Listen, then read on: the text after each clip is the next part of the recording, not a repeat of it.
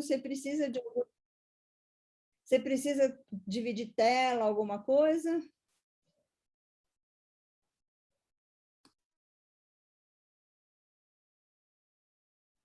Agora o seu microfone ficou fechado, Geraldino. Desce à esquerda no menu. Não, já foi. Pronto. Aqui é tudo automático, viu? Fecha, abre. Olha, Geraldino, eu acho que todo mundo te conhece, mas eu gostaria muito que você se reapresentasse, porque a gente está gravando, e aí outras pessoas que forem assistir vão saber um pouco mais de você, que você tem não só uma importância aqui no Brasil, mas eu estou vendo que fora daqui também você é uma referência. Valeu. Muito obrigado. Minha apresentação é rápida. Me considero psicanalista. Eu acho que algumas pessoas também concordam comigo. E tenho muito prazer de estar na psicanálise, de trabalhar com os pacientes e com os alunos, no caso, né? Mas vou começar rápido, que o tempo já passou bastante. Então, sobre o tema, né, de uma psicanálise social. Eu gostei desse título, porque normalmente a gente aborda a questão sobre o lado da clínica social. Então, não é só uma clínica que pode ser social. O que tem a psicanálise com essa questão social? Bom, então vamos lá, vamos rápido. Eu vou ler daqui a pouquinho 2 parágrafos de 2 livros diferentes, escritos por 2 rainhas Elizabeth psicanalíticas. Temos 2. A Elizabeth Rodinesco, que é conhecida de todos nós, e a Elizabeth Ann Danto. Ambas estão aí produzindo bastante, escrevendo coisas muito legais, e delas eu vou tirar algumas ideias iniciais para a gente tentar desenvolver isso de uma maneira mais completa. Muito bem. Elizabeth Rodinesco, mostrando aqui o texto dela, a biografia de Freud. Freud, como é que é o título? Da sua época e em nosso tempo. É recente essa biografia, muito bonita, super bem feita, como, aliás, é toda a escrita da Elizabeth Rodinesco. É inacreditável como é que ela consegue dominar a história e a teoria e a clínica da psicanálise. Nos ajuda muito esse dicionário dela, que é o dicionário de psicanálise, e esse livro sobre a biografia do Freud, que é recente, é de 2014 na França, 2016 aqui no Brasil. Então, tem aí 7, 8 anos que esse livro saiu. Muito bem.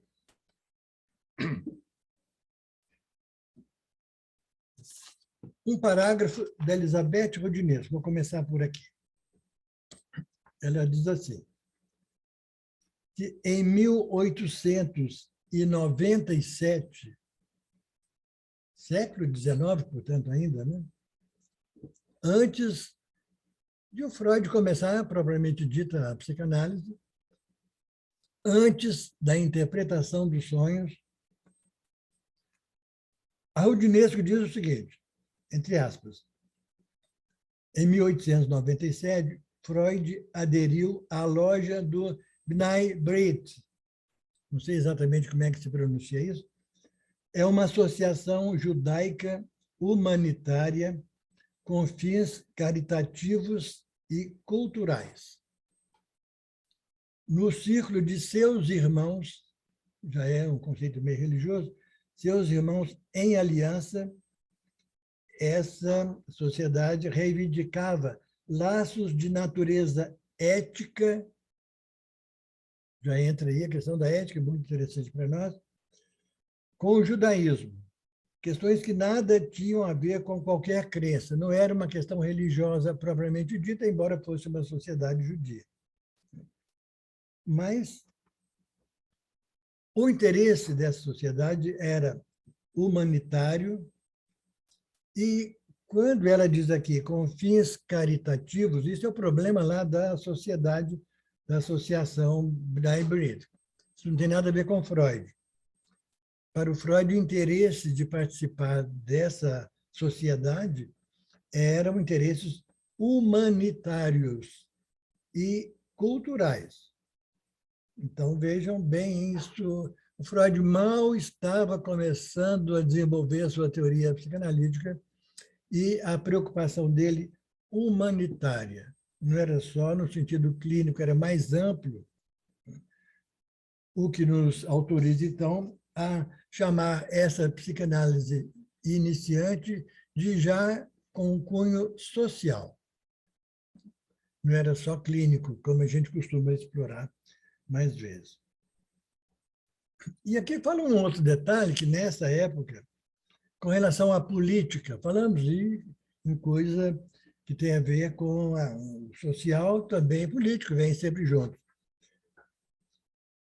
Ela nota que o Freud, como cidadão, claro, como todos nós, votava num determinado partido, Partido Liberal.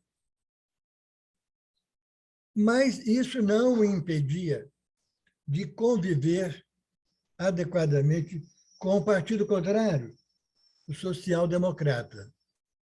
Bom, acho que isso é um recadinho interessante do ponto de vista político para nós aqui, sobretudo no Brasil, pelo momento que estamos vivendo, né, que não tem nada a ver com isso. Aqui é guerra aberta, é luta de golpe baixo o tempo todo, né? Bom, mas é o nosso momento particular aqui no Brasil. Mas o Freud parecia assim, uma pessoa bem mais aberta, né? Bem mais compreensiva, não ficar perdendo tempo de dar chute nas pessoas por causa de ideias diferentes. Então, nesse ponto, é um exemplo que ele deixa aqui para nós. Bom, isso antes de começar o século 1900, interpretação dos sonhos. Mas já dá para perceber no Freud alguns indícios do que ele viria a desenvolver um pouco mais adiante, em 1920, portanto, 20 anos aí do início do seu trabalho, quando se cria a Policlínica de Berlim. Policlínica fundada por Max Eitingon e a qual Freud deu todo o apoio que ele pôde dar. Geraldino, 1920, Geraldino? 1920. Legal, obrigada. Policlínica. Né? Essa data ficou famosa, né? Bom, agora, passando para outra rainha nossa, Elizabeth Danto. Ela escreveu um livro denominado As Clínicas Públicas de Freud. Esse é mais recente ainda. Esse é de 2019. Então, tem 3 anos que ele saiu aqui no Brasil. Então, agora ela não chama mais de sociais, chama de clínicas públicas, que foi o título que o Freud deu. Inicialmente, a Policlínica de Berlim. Ele achava que a psicanálise devia ser tratada como um tratamento de saúde pelo governo. O governo teria obrigação, assim como ele abre hospitais para as pessoas e que aceita tratamentos gratuitos quando o Estado se dispõe a isso. Então, seriam clínicas públicas de psicanálise. Acreditava e propunha que a sociedade merece esse tipo de tratamento. E o Freud faz, inclusive, uma observação dizendo o seguinte: o Estado que se recusa a abrir essa frente de trabalho, alegando que ia custar muito caro, né? Que não seria econômico para o Estado, o Freud fala, é o contrário. Se o Estado abrisse uma clínica pública de psicanálise, seria uma grande economia para o governo, porque muitas das doenças que levam as pessoas aos hospitais, para não dizer quase todas, são doenças psicossomáticas, são doenças emocionais, e se o Estado tivesse cuidado de tratar disso no seu devido momento, faria uma grande economia, mas isso Isso só o Freud que estava percebendo, né? Tudo bem. Então, citando agora um pequeno trecho da Elizabeth Danto, da Clínicas Públicas, ela coloca um subtítulo muito importante nesse livro chamado Clínicas Públicas, de Freud. Ela chamava subtítulo Psicanálise e Justiça Social. Veja só onde é que o Freud andava. Justiça social. Muito bem. Aí ela fala que, dessa data em diante, 1920, com a Policlínica de Berlim, dessa data em diante até 1938, que foi praticamente o final da vida do Freud, né? Em 10 cidades e 7 países havia clínicas públicas. Na Europa, isso naturalmente, né? Então, e o Freud insistia, desde a Policlínica de Berlim, insistia em que esses tratamentos deveriam ser gratuitos. Ele, pessoalmente, atendia alguns pacientes gratuitamente dentro desse espírito, né? Que é um compromisso com o bem-estar humano. Ele não estava preocupado com o bem-estar dos psicanalistas, não é essa a questão. É com o bem-estar da humanidade. Ele sabia que tinha em mãos um dispositivo, tinha instrumentos capazes de produzir esse bem-estar na sociedade. E, portanto, era uma questão ética, como foi lido lá em cima no outro trecho da Elizabeth Rodinesco.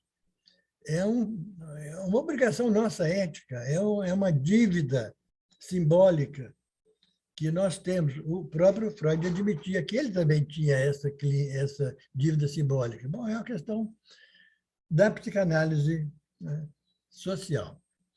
Muito bem.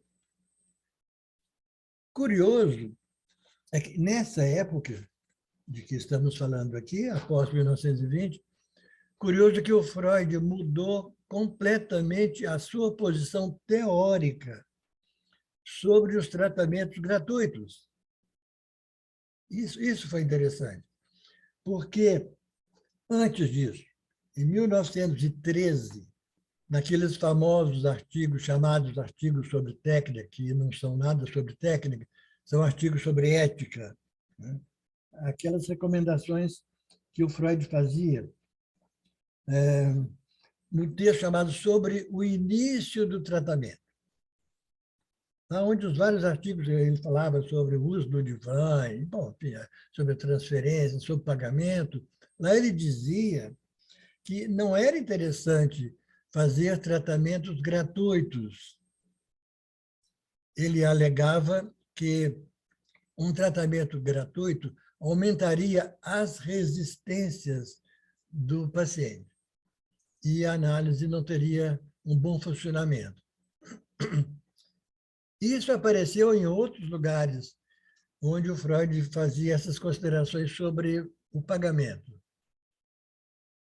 Por exemplo, eu não lembro onde situar entre as cartas do Freud, uma em que um psicanalista se queixa com o Freud de que o tratamento que estava fazendo não estava dando resultado, não estava andando. E perguntou para o Freud, o que eu devo fazer com esse paciente que não avança? O Freud não pensou 2 vezes. Aumenta o preço. Isso resolve. Ou o cara entra ou cai fora. Então, ele dava muita importância ao pagamento das sessões de análise. E faz uma outra observação muito curiosa no caso do Homem dos Ratos, que nas entrevistas preliminares com o Homem dos Ratos, quando se faz o contrato, quando o paciente perguntou aí quanto custa a sessão de análise, o Freud teria repetido, não lembro exatamente o valor, acho 70 coroas, qualquer coisa assim. Coroas era a moeda da época. Então, o Homem dos Ratos escutou isso e fez o seguinte raciocínio. Bom, 70 coroas, 70 ratos. Corresponde a 70 ratos. Isso era a ideia do Freud. Quanto mais o sujeito pagar, mais ele se envolve do ponto de vista do seu psiquismo, mais ele envolve a sua libido, que no caso rola nas moedas, no dinheiro, né? Para se dispor a se abrir o seu próprio inconsciente e poder, então, tirar um benefício maior do tratamento. Então, havia essa correspondência inicial, né? E, aliás, isso é depois reforçado também, bem depois, pelo Lacan. O Lacan, quando fala de transferência, então, ele diz qualquer coisa da seguinte maneira, né? Que o analista paga caro por sustentar a transferência dos seus pacientes. Ele paga com o próprio corpo, com a própria escuta analítica, né? E conclui o seguinte: então, o analista ele não dá nada dentro do princípio geral que ele coloca, que o amor é dar o que não se tem. Porque todos nós somos seres faltantes, nos falta tudo. E se nos falta tudo, não temos o que dar. O que sobra para o analista? Dar o nada. Dar o nada. Isto é, não fazer juízo de valor, não fazer crítica, não fazer elogios, dar o nada. Mas, conclui Lacan, para esse nada é preciso pagar bem caro. E quanto mais caro, melhor. Porque pagando caro, a análise vai ser cara para o sujeito. Ele vai se envolver, ele vai se colocar. Então, a libido vai ser trocada aí pelo dinheiro, né? Os sintomas são trocados. Quanto mais pagar, mais sintomas poderão desaparecer. Bom, isso era o raciocínio do Freud durante um certo tempo, mas agora ele muda de opinião, em 1920 em diante, dizendo o seguinte: não, o tratamento pode ser, sim, totalmente gratuito e funcionar muito bem. Então, o inconsciente não está ligado a classes sociais. O inconsciente tem a sua vida própria, tem a sua dinâmica própria. O recalque, enfim, a transferência que pode se desenvolver dentro da situação analítica, a crença no analista de que ele possa saber alguma coisa, ou sabe muito, ou sabe tudo. Bom, tudo isso não tem nada a ver com o pagamento. Insisto em que isso seguiu também na clínica do Lacan. Ele também aceitou fazer alguns tratamentos gratuitos, e totalmente gratuitos, e às vezes durante 2 anos ou mais. Bom, enfim, o espírito dessa clínica, que seria uma clínica social nesse sentido, né? Ou uma clínica popular, é de que o tratamento, de preferência, seja gratuito mesmo. O Freud nem pensava naquilo que posteriormente seus discípulos desenvolveram como sendo um pagamento simbólico. Não tem nada que ser simbólico, não precisa, não digo que não tem, pode ter, mas não precisa necessariamente ser um tratamento simbólico, porque o simbólico é exatamente aquilo que já está rolando o tempo todo na análise. É o simbólico que está sendo trocado. É a fala do paciente, a escuta do analista, as intervenções do analista. Então, pode ser totalmente gratuito e funciona super bem. Só fazendo uma outra ligeira interrupção aqui, quando no Brasil esse movimento de clínica popular ou clínica social começou com a psicanalista alemã Ana Catarina Kemper, lá no Rio de Janeiro, a chamada Clínica Social Catarina Kemper, quando isso surgiu aí na década de 70, então houve muitos comentários, muitas críticas da imprensa especial, até mesmo de alguns núcleos de psicanálise, dizendo que não se pode fazer isso. Bom, aliás, nesse meio tempo já estava funcionando né, com toda a força, a IPA, Sociedade Psicanalítica Internacional, que estabeleceu um monte de regras que não tinham nada a ver com Freud, foram coisas assim mais burocráticas propriamente ditas, e uma das principais que todo mundo conhece muito bem, que se faz entre os membros psicanalistas da IPA, é que a cobrança é muito alta. Todos nós sabemos disso, que a IPA impôs como regra, né, fazer 4 sessões semanais, e o preço hoje deve, não sei se estou desatualizado, deve variar aí entre 600 e 700 reais, né? Que é uma coisa muito cara para um público que não se trata mais, aí não se trata mais de psicanálise popular, aí é psicanálise de elite mesmo, da alta elite, só de gente que tem uma capacidade financeira muito alta para poder manter isso.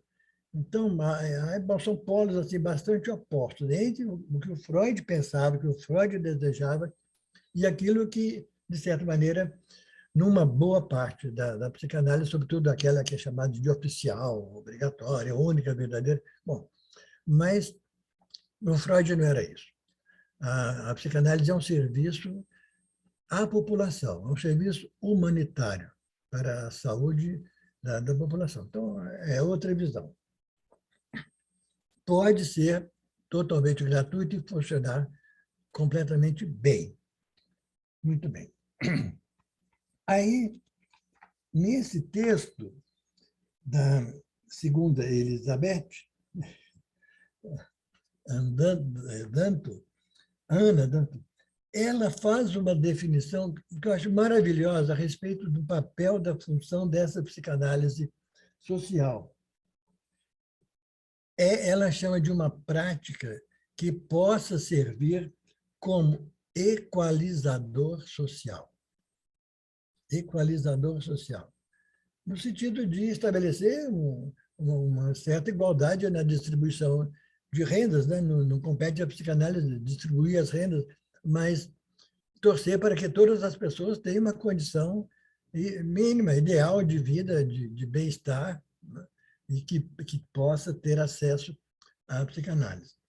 Mas, voltando um pouquinho, eu estava comentando sobre a Clínica Social do Rio de Janeiro, dizendo sobre as críticas que surgiram lá, através da imprensa, e um pouco também por algumas pessoas dos grupos psi, né? Foi um argumento que apareceu aqui também, né? Quando o Freud voltou a falar sobre o assunto. O argumento era que pobre não tem inconsciente, porque a clínica social trabalhava nas favelas do Rio de Janeiro. As favelas são pobres, e as pessoas não podiam nem ter dinheiro de tomar um transporte público para ir na cidade procurar os analistas. Eram os analistas que iam nas casas dos favelados. Então, fazer com que haja uma igualdade social entre as pessoas que têm disponibilidade de dinheiro e as pessoas que não têm. Já é uma falha política muito grande, muito profunda, essa diferença, né, de possibilidades entre pobres e ricos, entre classes sociais abastadas e classes pobres. Bom, isso é uma questão que a psicanálise não tem como resolver, a não ser tentando tratar a todos igualmente, dando as mesmas condições para todo mundo. Então, é claro que o inconsciente existe e funciona muito bem em todo ser falante. Basta ele falar que o inconsciente está em funcionamento. Por isso que a psicanálise é a cura pela palavra. E que o inconsciente, segundo Lacan, é estruturado como linguagem. Bom, isso é assim como início, então, para a gente ver que o inconsciente está acima e além simplesmente de posses materiais de dinheiro.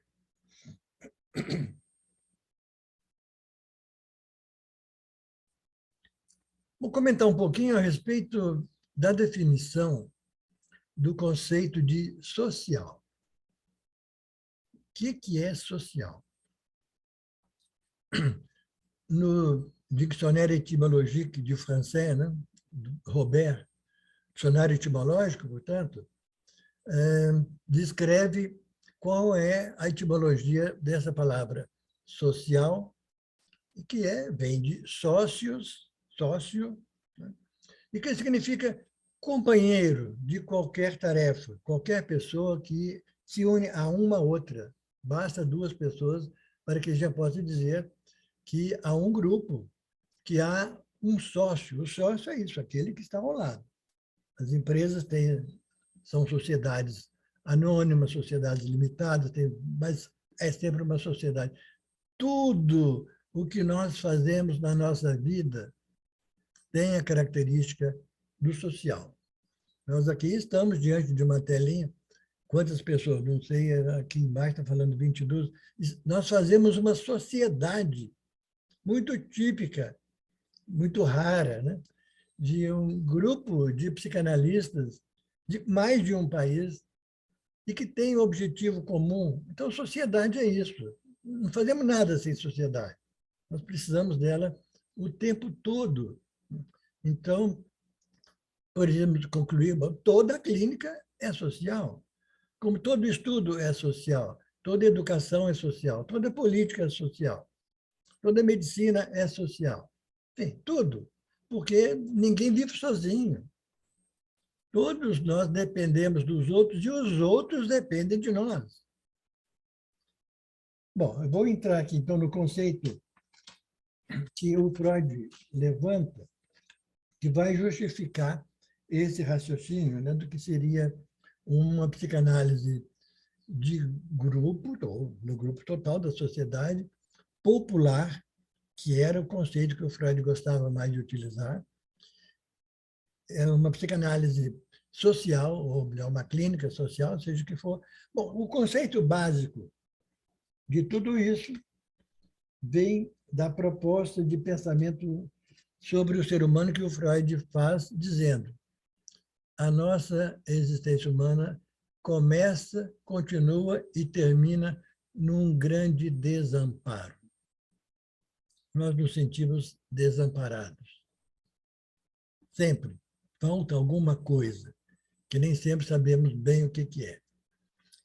O desamparo, dizia Freud, já acompanha o nosso nascimento, nosso primeiro nascimento biológico. O desamparo é de tal modo forte e impeditivo de qualquer coisa que o bebê que acaba de nascer não consegue fazer nada sozinho. Nada. Absolutamente nada. Diferente dos animais irracionais, que já nascem com o seu sistema nervoso pronto, já começam a andar, correr, pular, nadar, se alimentar, se virar. Nós não. O nosso desamparo é de tal maneira que nós necessitamos de uma sócia, primeira sócia, primeira sociedade que fazemos é com a nossa mãe. Ela cuida de nós, de tudo, inicialmente, e durante um bom tempo. Então, já fazemos uma pequena sociedade. É claro que não é só a mãe, mas ela tem um papel fundamental. Ela é nossa sócia, nossa companheira o tempo todo. E nós também, enquanto bebês, funcionamos como companheiro para ela, que é um motivo de alegria, de satisfação, de felicidade, de amor, de carinho, tudo que tem, que faz uma mãe. Então, são sócios mútuos, companheiros mútuos, que o Lacan vai explorar quando trabalha sobre o estádio do espelho, que é nessa fase inicial exatamente da nossa existência, né? No momento do autoerotismo, do narcisismo, da relação incestuosa. É uma sociedade que futuramente vai receber algumas restrições. Essa relação incestuosa, ela acontece e é necessária, sem ela a gente não conseguiria sobreviver, mas tem um tempo limitado. Mas não deixa de ser uma primeira sociedade endogâmica, vamos dizer assim, né? E as pessoas vivem como se fossem casadas, né? Entre si, mas dentro da própria família, no sentido, dentro dos limites de consanguinidade. Depois as culturas vão definir até que grau isso é aceito ou não é aceito, mas há um grau de consanguinidade, bom, aquelas pessoas que têm o mesmo sangue. Essa seria a primeira sociedade. Ela é incestuosa, é narcísica. Mas isso foi consequência de um primeiro nascimento biológico. Haverá uma segunda sociedade num determinado momento, que agora o companheiro já é o pai. A mãe não deixou de ser, mas entra uma nova função, além daquela função materna, que era de cuidar daquele bebê. Agora, uma nova função de inseri-lo na sociedade, propriamente dita. De novo, a noção de sócio aí, de companheiros. Então, essa segunda intervenção dessa função paterna, que vai corresponder a tudo que a gente estudou aí a respeito de castração, enfim, que significa o seguinte, uma interdição dessa primeira sociedade, uma interdição dessa primeira sócia, que foi excelente e vai continuar excelente a vida inteira, mas o relacionamento com ela vai ter algumas atribuições impedidas, cortadas. Aquela mãe, a partir da proibição do incesto, não vai mais poder ser considerada como mulher pelos seus próprios filhos. Ela continua mãe, mas desejá-la como mulher, não. Desejar também o pai como homem, não. Poderemos continuar sempre amigos a vida inteira, e isso é muito bom e muito benéfico. Mas agora entra um segundo nascimento. Agora é o nascimento do sujeito, propriamente dito. Sujeito, o que é sujeito? Aquele que é assujeitado à lei. Agora entramos, de fato, literalmente, na sociedade ou na cultura.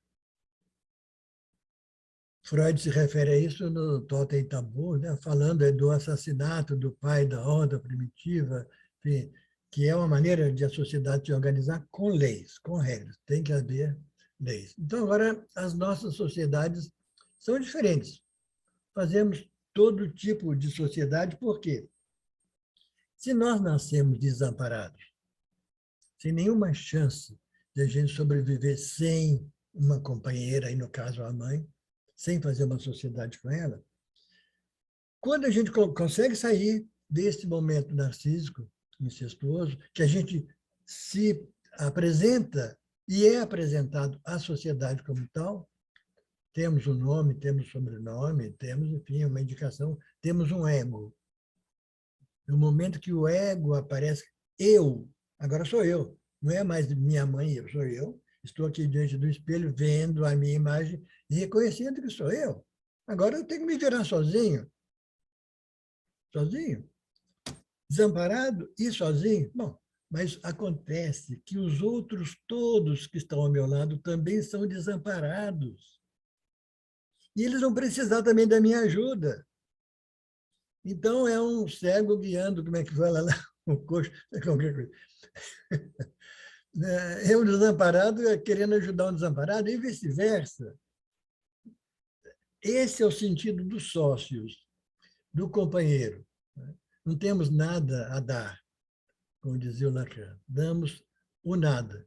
Então, a nossa generosidade vai consistir nisso. Seremos sócios de tantos quantos forem necessários, ajudando a eles e recebendo ajuda deles. Tudo bem. Então, esse é o segundo nascimento. Agora, muda o sistema de relacionamento, né? Das relações eróticas, afetivas, enfim, de casamento, seja lá o que for. Que agora, as pessoas que a gente vai poder procurar para essa finalidade são dentro de uma relação exogâmica, fora da família inicial. Melhor, fora do endogâmico. Agora é exogâmico, agora é fora. Essas pessoas estão todas à nossa disposição. Todas com nada a oferecer. Então, temos que lutar para conseguir alguma coisa, né, desse rebanho de pobres que somos todos nós, seres faltantes que somos todos nós.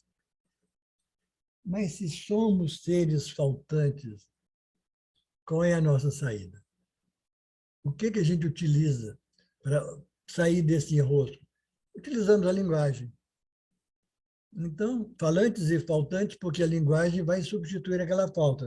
A linguagem vai representar as coisas que desapareceram ou que nunca estiveram ao nosso alcance. Então, vamos utilizar agora a linguagem. Isso é o tema, o tempo todo aqui do nosso curso, da psicanálise.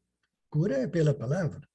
Não tem essa cura da nossa situação de faltantes. Cura no sentido, ela pode ser trabalhada, pode ser tratada se a gente falar. Então, é por aí onde a gente vai poder cumprir ou suprir aquele desamparo inicial. Podemos agora nos referir ao outro. E aí entra o conceito de outro, da alteridade. Se nós nascemos sós, podemos mais tarde dispor da alteridade dos outros. Isso é um problema que foi discutido já na filosofia há muito tempo, sobretudo na época do Lacan, que trabalha com alguns filósofos, especialmente com Hegel, que defendem essa questão, que para a gente saber o que a gente é, para a gente ter consciência de si mesmo, a gente tem que perguntar para o outro: o que eu sou? O que você acha que eu sou? O que você acha de mim? Gosta ou não gosta? Por favor, não me xingue, não me odeie. Quero que tudo que eu faça é um pedido de amor, por favor, me ame, me queira bem, aí eu retribuo. Aí nós vamos, então, corresponder com um amor suposto, seja lá o que ele seja, né? Mas é através da palavra. Então, fazemos com que o outro, essa autoridade, se transforme no nosso destinatário das nossas palavras, no nosso correspondente. Então, falamos uma coisa e esperamos que o outro responda. Aqui, por exemplo, eu estou preocupado com o tempo, estou falando, eu quero que vocês falem também. Eu quero escutar vocês. Bom, o que ocorre na psicanálise é exatamente isso. Levando em conta que agora, com o conceito de inconsciente que o Freud veio trazer, as coisas se enriquecem profundissimamente, né? Muda tudo. Depois de todo o esforço da filosofia de explicar o que é o ser humano, como é que a gente se relaciona, enfim, mas só no registro da consciência, no registro da racionalidade, né? Aí vem o Freud, com essa luz maravilhosa que ele faz brilhar, que além da consciência temos também inconsciente, que é uma outra linguagem que nós também produzimos, mas que nós escondemos, que nós recalcamos, com a qual nós não conseguimos nos dar muito bem e fugimos dela. Eu acho que é mais ou menos a isso que o Freud se referia quando falava que um tratamento gratuito não é bom. Porque o sujeito aí também não vai ter, não vai querer ter o trabalho, não teria, né, na primeira opinião dele, o trabalho de buscar lá no seu próprio inconsciente novas fontes de sofrimento, né, sem ter que pagar por isso. Não temos que pagar, mas não impede que a gente faça esse trabalho independentemente da questão financeira. Então, é através da fala que nós pedimos amor e damos amor. Pelo menos prometemos e nem sempre conseguimos cumprir, porque isso é uma parte difícil, né? Mas, na psicanálise, depois que a gente sabe que existe uma outra linguagem, um outro conteúdo, o Freud chama de latente, que existe algo recalcado em nós e que nos faz sofrer, nos causa doenças. Se a gente quer explorar isso, no sentido de ter uma equalização também da nossa saúde física e mental, nós precisamos de ir explorar esse outro lado nosso, esse lado do nosso inconsciente. E aí, então, é que a psicanálise se coloca. É aí que está aquela dívida simbólica, aquela obrigação ética que o Freud falou desde o comecinho, antes de começar propriamente a teoria da psicanálise. Eu estava preocupado com isso. Se nós, analistas, que tivemos essa sorte, essa possibilidade de passar por essa experiência da análise e que adquirimos uma possibilidade, uma virtualidade, uma capacidade de também levar os nossos sócios, os nossos companheiros, juntos dessa experiência, é a visão do Freud. Isso vai ter um valor humanitário muito grande e que nós temos a obrigação ética de fazer isso. Para isso nos preparamos, para isso estudamos, para isso fazemos as nossas análises, para isso fazemos as nossas supervisões, né? E nos dispomos a ajudar as pessoas que estejam precisando. Elas também vão nos ajudar, que afinal de contas, o pagamento que elas vão nos fazer não é à toa e não é inútil. Nós precisamos sobreviver também com isso, além do grau de satisfação que a gente tem quando se vê fazendo benefício a quem está precisando, sobretudo a quem está sofrendo. Bom, eu estou vendo aqui que a primeira 1 hora já foi. Não, Geraldino, foram só 40 minutos, porque a gente começou 10h20. Sim. Combinei já aqui no inbox que a gente vai até 11h20 com Tá você. bom. Então, eu estou só levantando algumas questões para a gente discutir e espero que daqui a pouco vocês tenham essa oportunidade, né?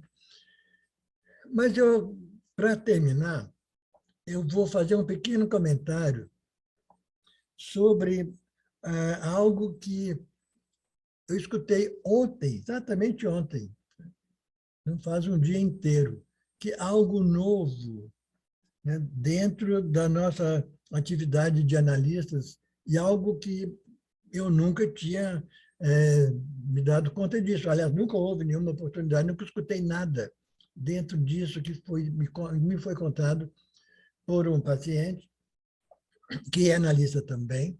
Então, vou colocar para vocês, especialmente para quem trabalha com psicanálise de crianças, um fato novo, né?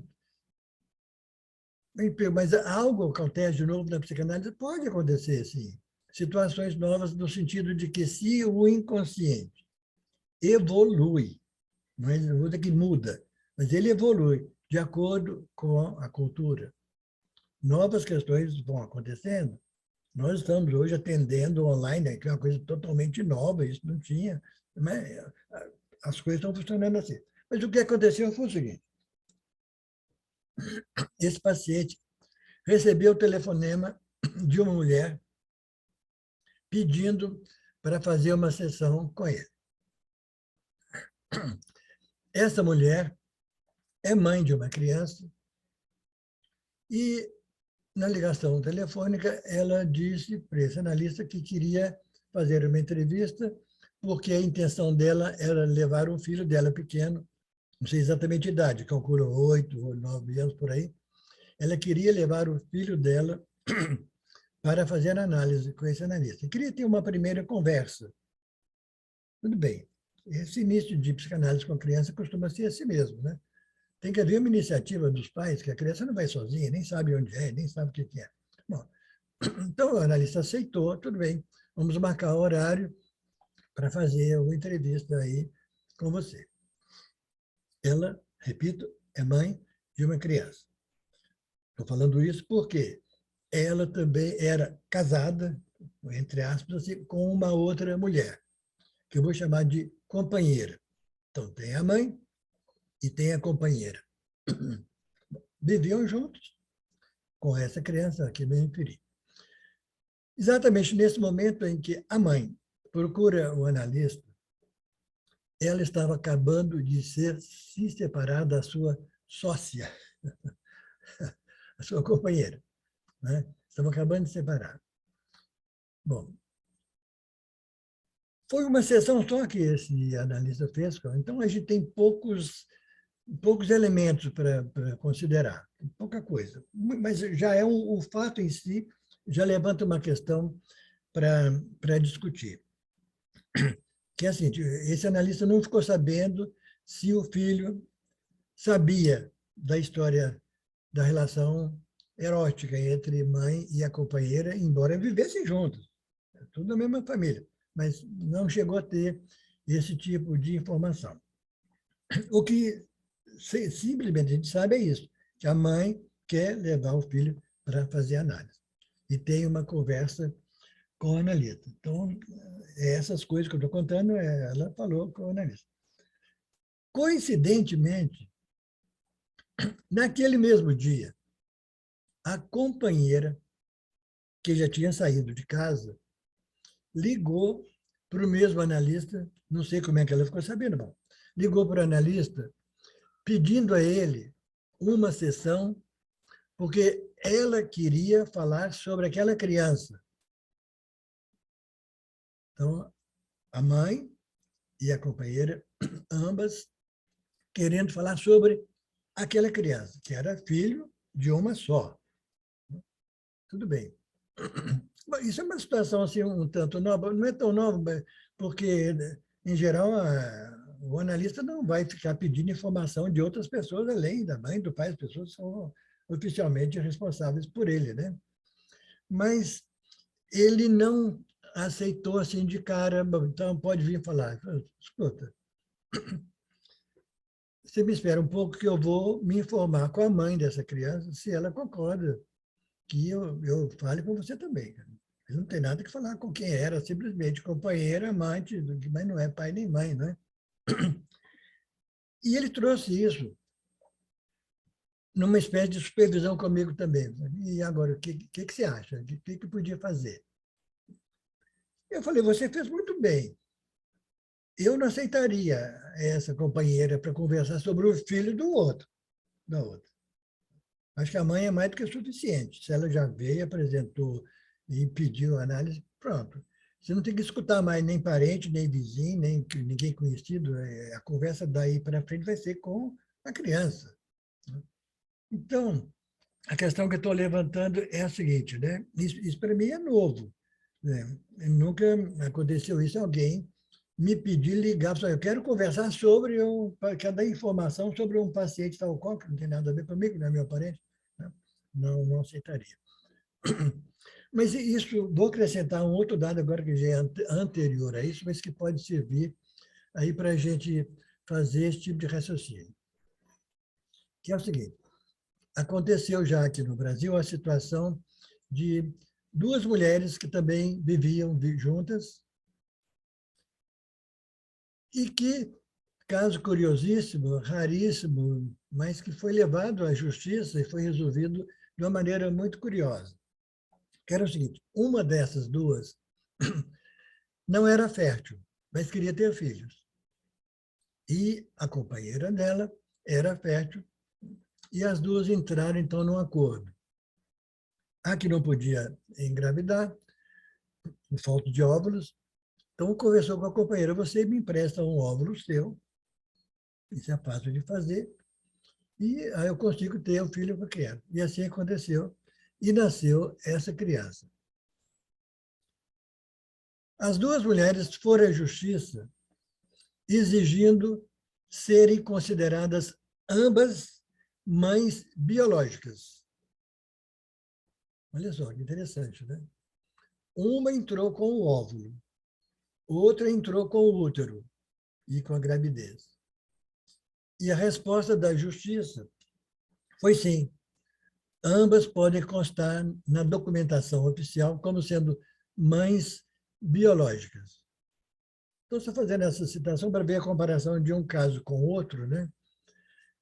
Vamos supor que essas duas mães biológicas procurassem o mesmo analista, ou para fazer análise, ou para falar sobre o filho. Havia um filho ali no meio das duas e que era, em parte, das duas, né? Eu acho que a situação aí é diferente. Não sei, não passei por essa situação, né, na prática, né? Mas eu acho que poderia ser justo que ambas pudessem falar sobre esse filho, que era das duas, oficialmente, legalmente, passando pela justiça. Bom, enfim, fica essa questão que eu coloco aqui para vocês, né? Que é algo novo, E que certamente isso vai acontecer cada vez mais frequentemente, de maneiras mais complicadas ainda, porque agora as várias formas de família, né? Está acontecendo de tudo. Tem família de 3 pessoas, então, e agora? Como é que fica, né?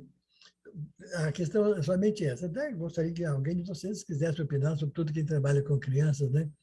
Como é que se faz numa situação dessas? Eu achei certa a posição desse analista que não aceitou assim imediatamente a presença da companheira, mas que colocou uma condição. Olha, se a outra concordar, a mãe biológica, tudo bem, mas se ela não concordar, nada feito, né? Eu achei legal, é isso mesmo que devia acontecer. Bom, acho que pode ir parando por aqui, agora já está um tempo para dividir bem. Então, eu agradeço esse convite de vocês mais uma vez, né, que é sempre um prazer de a gente socializar a psicanálise, né? A teoria e a clínica, né?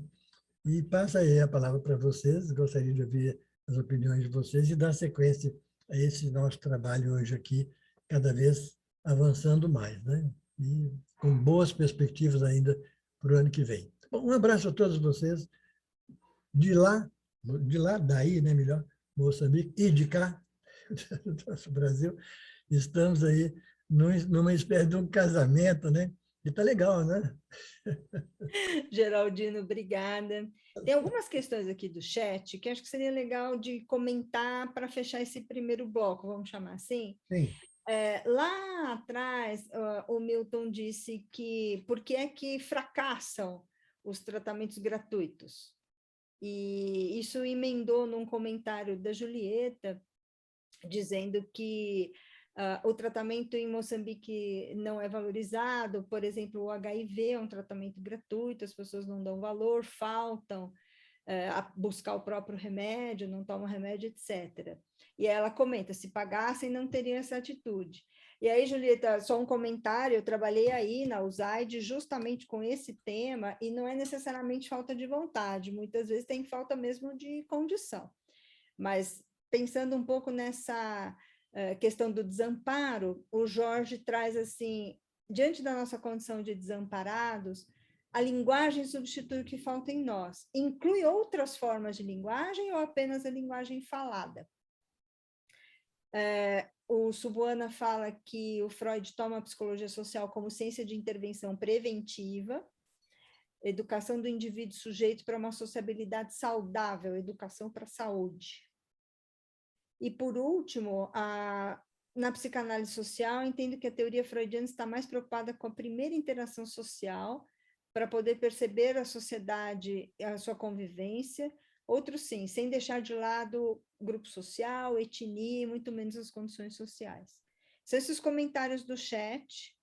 E eu acrescentaria, em 2009, gente, o primeiro curso que eu fiz com o professor Geraldino chamava-se O Inconsciente Evolui com a Cultura? Era um curso por correspondência, praticamente, assim, por e-mail e tal. E a gente passou o curso todo, que deu origem ao livro, que tem aí na EMO 12 exemplares das 12 lições de Freud e Lacan. E é importante essa reflexão, né? Como o Geraldino falou, até pouco tempo atrás seria impensável a gente estar online, transmitindo psicanálise, atendendo, sendo atendido e tudo mais. Então, evolui sim. Então... Mas, Geraldino, só esse apanhado aí para você comentar.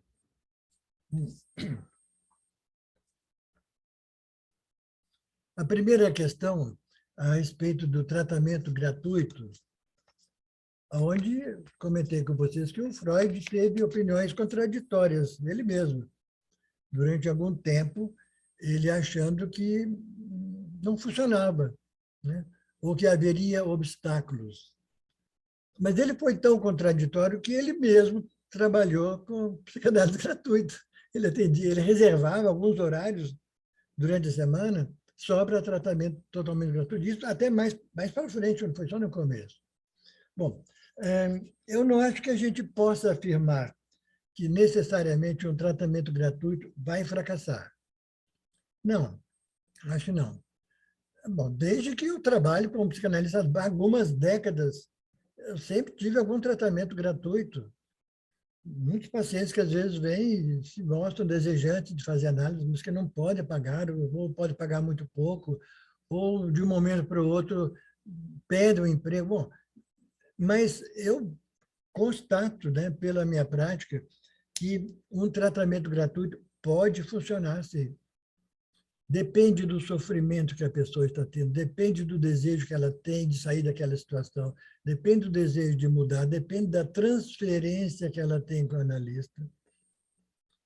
Pode funcionar. Agora, eu acrescentaria o oposto dessa premissa que foi apresentada. É que tratamentos pagos e bem pagos também podem fracassar. Também podem fracassar. Quando falta exatamente esse desejo de análise. Eu já atendi pessoas que me deram a seguinte impressão. Pessoas que viviam em análise durante muito tempo, mas sempre com analistas diferentes. Faz um tempo com o analista, e em algum momento chega a uma suposta conclusão de que aquele analista não está dando conta do recado, procura outro, procura outro, procura outro, nenhum dá conta do recado. E as pessoas pagam, estão pagando normalmente. Fica-se uma impressão de que esse tipo de análise, onde a pessoa não está se envolvendo no seu próprio desejo, é simplesmente uma maneira de impressionar, de certa maneira, as pessoas, dizendo: eu cuido de mim, eu quero melhorar, eu faço análise, eu pago. Mas a gente, depois que atende a pessoa que já passou por uns 5, 6 ou 7 analistas diferentes, pensa: quer melhorar mesmo? E essas pessoas não ficam muito tempo também com a gente, não. Estou vendo a gente concordando, já deve ter passado por essa situação. Então, não é o fato, né, do dinheiro envolvido, que paga ou que não paga, gratuito ou pago, né? O que faz uma análise funcionar é o desejo de análise, independente de qual é o contrato, né, de pagamento ou não pagamento. Muito bem. Eu anotei aqui uma segunda questão sobre Moçambique. Eu só não estou lembrando mais o que você falou sobre Moçambique.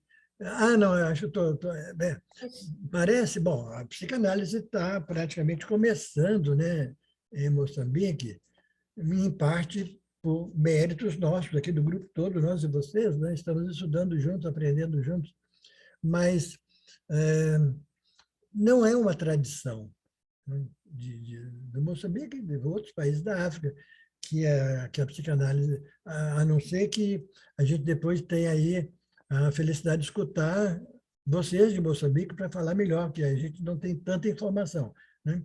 Mas parece que o que foi levantado é que as pessoas, em geral, não confiam muito ou não acreditam muito que a psicanálise pode ser útil.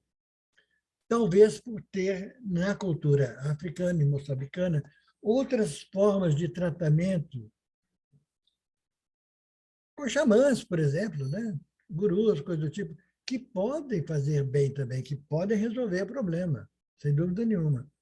Agora, talvez que as pessoas tenham tanta confiança, né, nos seus modos diferentes culturais de se tratar, com tradições diferentes, que possam achar que a psicanálise não tem essa força toda que a gente tenta passar para vocês.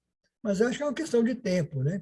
E é uma boa responsabilidade de vocês aí de Moçambique, né, de provar para a sociedade de vocês que a psicanálise é útil, sim, tem força, sim, é capaz de mudar as pessoas, sim, e é capaz de diminuir muito o sofrimento, né? Bom, então, que é uma dívida também que vocês estão recebendo agora aqui, né? Terão que levar essa transmissão da psicanálise para sempre, em qualquer lugar, que é isso que nós fazemos. Tudo bem. Não acho que é uma Fala questão de... da linguagem falada ou outras Ah, linguagens. sim. É exatamente a próxima aqui. Eu estou seguindo aqui a ordem que eu anotei bem rapidinho assim, né? É. A linguagem falada se opõe... Bom, se opõe, sobretudo, à linguagem escrita, mas, para um grande número de pessoas, se opõe também aos gestos. Gestos seria uma forma de uma linguagem, né, falada. Se discute até a linguagem dos animais, mas aqui não é o caso.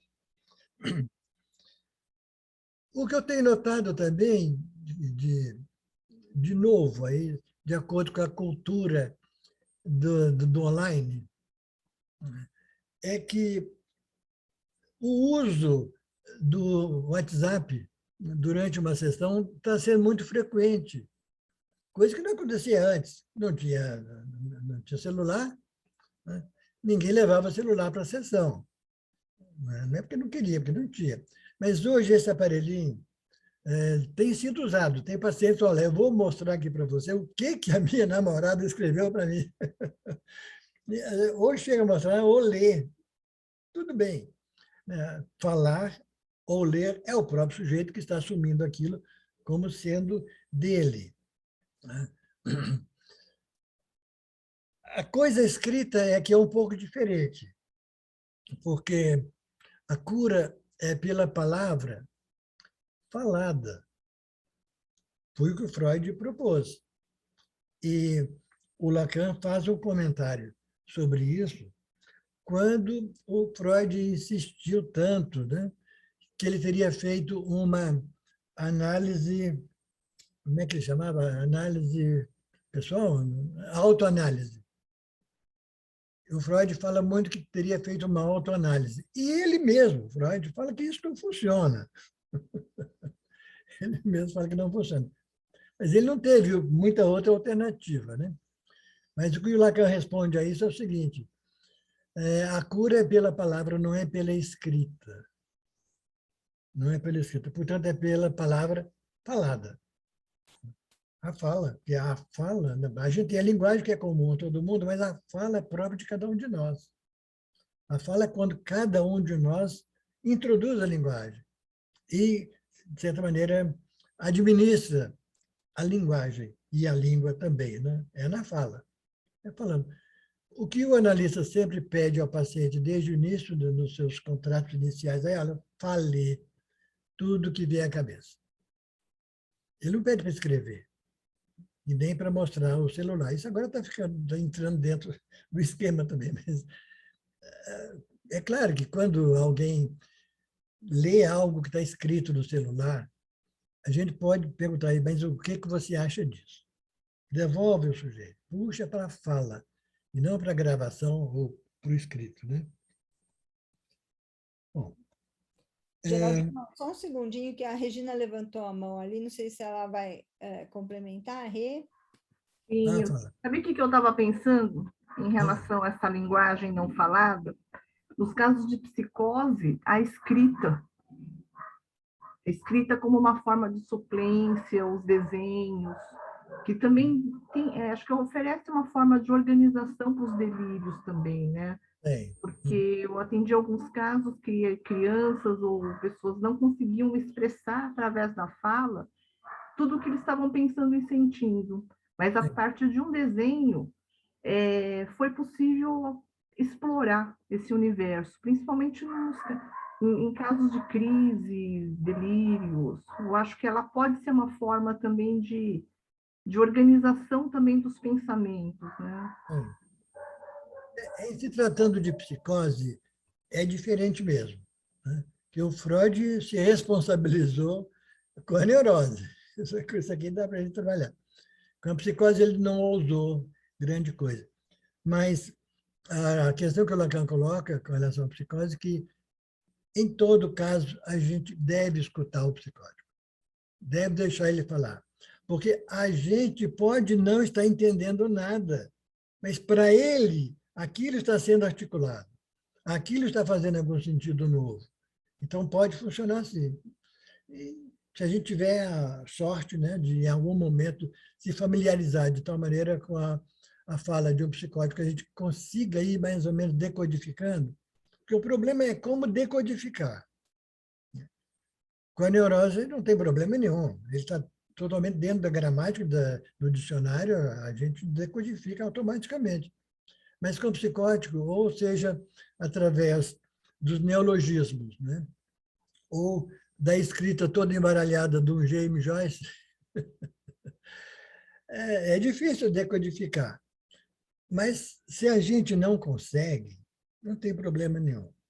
É só falar com o paciente, dá para explicar um pouco mais? Fala um pouco mais sobre isso. Outra coisa que está aí que eu não falei é a questão dos gestos, né? Bom, existem analistas que trabalham com surdos e mudos, no gesto, nas libras, tudo bem, é possível gesto. Agora, são gestos que são codificados. A Libra é uma linguagem codificada. Ela tem a sua estrutura, a sua organização, tem os seus significados, né? Então, por aí dá. Mas qualquer gesto, se não dá para, porque não há codificação dos gestos. Se a pessoa coça a cabeça durante a sessão, já sei o que é, mas não sei, não tenho a menor ideia. Isso não está codificado. Não existe dicionário de gestos. Em geral, a gente não precisa se preocupar com isso, que o suficiente que a pessoa fala já dá para a gente tocar a análise muito bem. A não ser que haja gestos muito estranhos, né, durante uma sessão. Por exemplo, eu atendo um paciente psicótico que ele se comporta da seguinte maneira. Tem horas que ele fala bastante, tem horas que ele faz um silêncio bastante prolongado. Quando ele fala, é lógico que ele está se dirigindo a mim. Sou o único interlocutor ali, sou o único sócio dele ali, né? Ele está falando comigo. Mas toda vez que ele fala comigo, ele vira a cara para o outro lado assim, ó, e fala. A hora que acaba de falar, ele vira a cara para mim e fica em silêncio. Bom, são alguns gestos assim, indicativos, tem alguma coisa aí, né? Que não é um simples gesto. Então, me parece alguma coisa assim, acho, olhar na cara e falar, para o psicótico é uma coisa complicada. Não só olhar cara a cara, olhar no espelho, né? Que a cara representa. Então, quando ele quer falar comigo, ele desvia. Olhar, como, aliás, foi proposto pelo próprio Freud para todos os pacientes, inclusive neuróticos. Né? Vai para o divã e não vê a cara de ninguém. Muito bem. Geraldino. Tem só mais uma coisa. Você ia falar? Só para completar, eu tenho 2 pacientes que gravam os sonhos no celular. E aí, na sessão, eles perguntam, posso pôr a gravação ou você quer que eu fale? E eu sempre devolvo, o que você achar melhor? E eles sempre preferem a gravação. Aí é muito curioso, porque aquela voz modorrente, às vezes eu não entendo nada da gravação. E aí ataco de fale mais sobre isso. Exatamente. Mas é tão interessante, porque a pessoa dorme, o celular está virando realmente uma parte do corpo. Cabeça, Sim. tronco, membros e celular, e carregador. E a pessoa dorme ali e já deixa programado para gravar, sonha, lembra do fragmento, vai falando e vai acumulando. E aí vai fazendo quase que um estudo dos próprios sonhos. Tem sido uma vertente inédita, mas muito produtiva, muito, porque é aquela mesma coisa de qualquer sonho lembrar, mas não tem pé nem cabeça, não tem nexo. Quando vai associar, o mundo aparece, né? Só isso que eu queria completar. Mas, em algum momento, o Freud dava a entender que poderia ser útil que a pessoa escrevesse seus próprios sonhos logo que acordasse de manhã. Está escrevendo. Para quê? Para levar para análise. Agora, se vai ler, se vai falar, isso aí fica a cargo de cada um. Pode fazer as duas coisas, ler e depois fala e comenta. Né? Tudo bem. Então, a gente tem que ter essa flexibilidade, né, de não levar tudo a ferro e fogo. Isso não pode ser proibido. Não tem nada proibido na psicanálise. A gente tem o próprio estilo, desenvolve o próprio estilo, e, naturalmente, não seja algo aberrante, né, com relação à psicanálise, mas tudo bem. Falta uma pergunta só. Oi, você ia falar? Nesse livro da Dantot, da Elizabeth Dantot, porque ela veio para o Brasil e fez o lançamento em vários lugares e tal, tem a foto do ticket de metrô, passe de ônibus, não sei o quê, que o Freud dava para alguns pacientes. Ah, sei. Então, nessa não ortodoxia da... Eu falo da Dantot, né? Esse aí, exato, as clínicas públicas de Freud. Não sei logo se é no primeiro capítulo, não conheço, tem a foto, olha, Freud também subsidiava, no caso E várias situações. Ele também foi muito duro, né, Geraldinho? Teve muito Sim. tempo ele sem dinheiro, ele sabia também o que era pelejar pelos florins e coroas e tal. O Freud estava preocupado com os analistas que atendiam de graça e que talvez não pudesse disponibilizar tanto tempo assim. Então, o Freud ficava preocupado que isso trazia um prejuízo, naturalmente, para o analista que atendia de graça. Então, ele pedia aos colegas analistas que estivessem em posição melhor, que fizessem uns tickets semelhantes que nem de ônibus, um vale, um vale. Isso aqui vale tanto, né? Aí o paciente que ia fazer análise de graça levava aquilo para o analista dele, pagava com aquele bilhetinho. Então, e o Freud fez vaquinha para pagar a análise do Homem dos Lobos. Olha como é uma coisa, né, pode ser mais flexível, né? Só tem mais uma questão aqui que foi anotada, que eu anotei, é a respeito do mal-estar na cultura. Foi a última pergunta, eu não estou lembrando exatamente qual foi o contexto, né?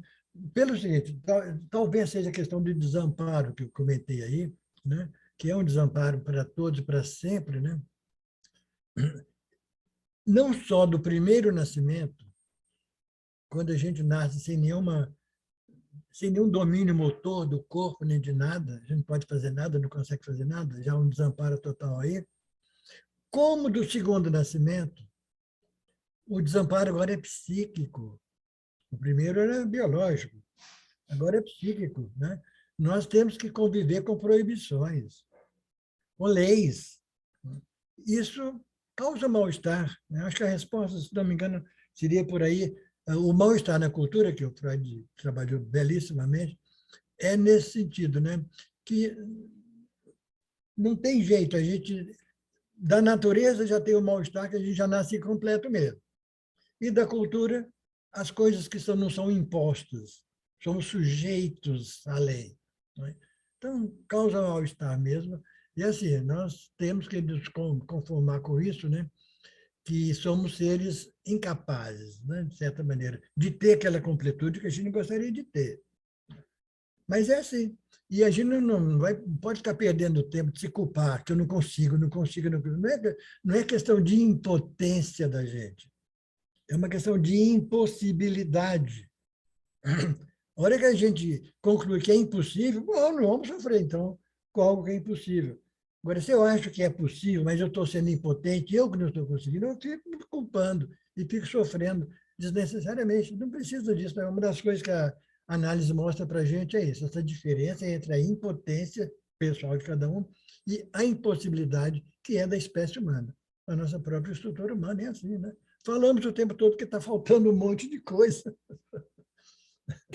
Beleza. Pode falar? Não, não. Você vai completar? Por mim, eu me dou por satisfeito. Não sei se vocês estão.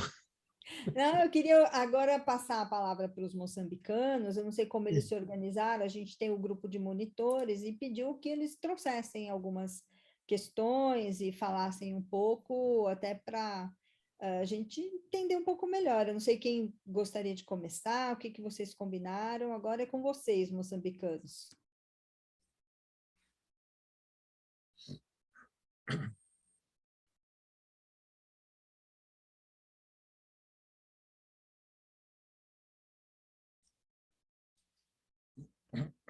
Pode ir, pode ir, Ruqueia.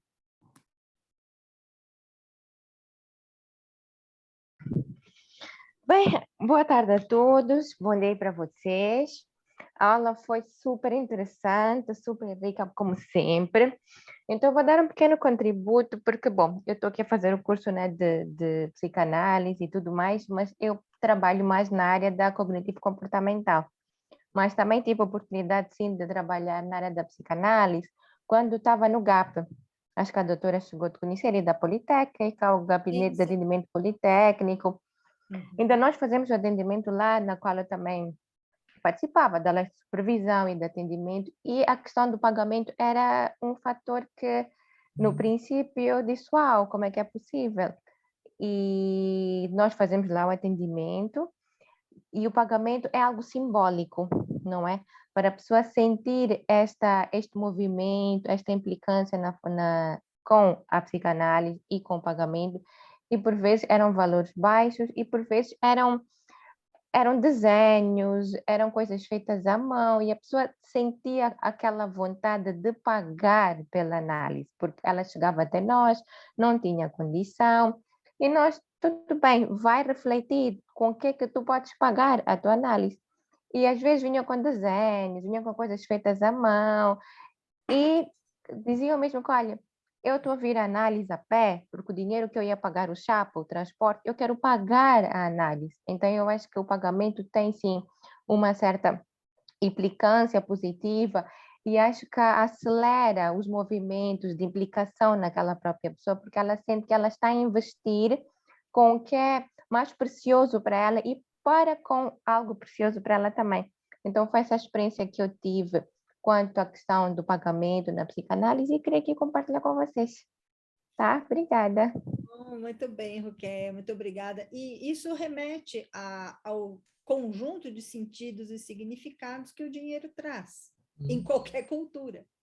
Então, qual é o sentido do simbólico? Aqui em São Paulo, durante 5 anos, eu trabalhei atendendo numa paróquia, e aí coordenava o atendimento em várias paróquias, a gente fez uma rede, parceria com clínicas de universidades na Zona Sul aqui de São Paulo, enfim, eram 73 paróquias que prestavam atendimento psicológico, eu coordenava e dava supervisão. E o que a gente sentia? Exatamente esse processo da pessoa querer pagar, se implicar no processo e ter o desejo tanto de fazer a análise como de pagar. Eu uso uma simbologia que era uma paciente que era, assim, muito precária a condição dela, mas ela sempre tinha subsídios para fazer bolo, e ela fazia um bolo, que aqui no Brasil a gente chama de toalha molhada, que é um bolo de coco empacotadinho, espetacular. E aí, quando era o horário dela, o lugar começava a encher de gente, porque todo mundo queria provar o tal do bolo. Ela começou a vender o bolo, começou a ter uma autonomia financeira e conseguiu sair de uma relação abusiva que ela vivenciava, uma relação abusiva do tipo, o marido não deixava ela dar descarga na casa de segunda a sexta para economizar água, nesse nível. E ela foi conseguindo, na análise, no processo, perceber a potência e conseguiu se libertar dessa situação. Então, aceitar essas ofertas das possibilidades, acho que é um movimento bem importante quando a gente trabalha assim, né? O Jorge está com a mão levantada. Jorge, que é enfermeiro de UTI e está com a gente desde o presencial. Por favor, Jorge. Boa tarde. Estou com uma rede um pouco deficiente, vou me manter sem a câmera, não sei se importam sem... Sem problemas. Então, é o seguinte, eu vou falar nas 3 vertentes que tenho um pouco da experiência. Em relação à área médica, medicina, o atendimento institucional, temos até a oportunidade de um sistema público que é gratuito em 100%, e temos o sistema privado que é pagado. No entanto, é uma questão de expectativas nos pacientes ou nos utentes. Acreditam que sempre que se paga, o resultado é inquestionável, é infalível e tem que ser sempre imediato. Então, na questão de psicologia, por exemplo, durante o estágio que fiz, eu estava numa instituição pública, não tinha nada que cobrar, mas os colegas faziam atendimento em privado, as pessoas encontram essa pequena dificuldade em acreditar que o fato de ter pago, os seus resultados em relação ao problema que apresentam tinha que ser imediato.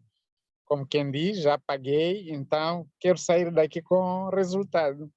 Então, a psicologia exige aquela paciência, aquela sequência para o atendimento, que muitas vezes o resultado não se sai com ele na mão. Então, eles aderem de uma maneira receosa quando se coloca a questão de pagamento. O gratuito adere sim na situação em que a situação é tão preocupante do ponto de vista do paciente, está numa situação em que não encontra saída. Depois de uma primeira sessão, a segunda, quando já começa a encontrar um pouco de luz no fundo para a solução do seu problema, ele acredita que já não é necessário mais continuar nas sessões, há de saber se virar. Já tem os pés para andar e assim desistem o acompanhamento um pouco precoce.